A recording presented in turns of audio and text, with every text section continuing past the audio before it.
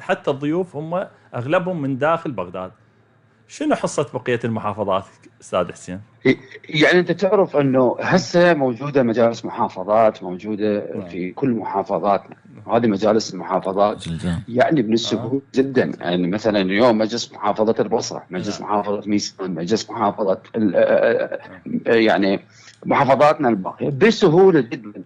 انشاء قناه تلفزيونيه مهتمه بالشان المحلي للمحافظه، سواء على المستوى الرياضي، على المستوى الاقتصادي، على المستوى الفني. اغلب المحافظات للاسف الان تعاني من عدم وجود قناه خاصه بهذه المحافظه اللي هي تصدر المشهد الاجتماعي والرياضي لهذه المحافظه. فلذلك اغلب القنوات اللي موجوده هي في بغداد هي تابعه قنوات خاصه، وهذه القنوات الخاصه هي تركز فقط على ما يهم المالك الخاص لهذه القناه. مثلا احنا في شبكه الاعلام العراقي وقناه الرياضيه العراقيه هي مكاتبها موجوده في جميع محافظات العراق، تحاول بالقدره الممكنه. نعم.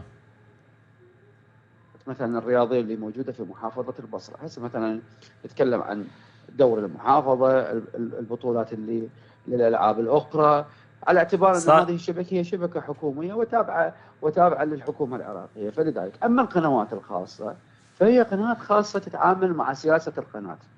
فلذلك انا اقول السبب الاول والاخير في عدم تصدير النشاطات الرياضيه او الاهتمام بالالعاب الرياضيه في المحافظات هم أهل المحافظة نفسها، على اعتبار أنه بإمكان أي محافظة أي مجلس محافظة بإقامة أو إنشاء قناة تلفزيونية، مثلا نسميها قناة البصرة، نسميها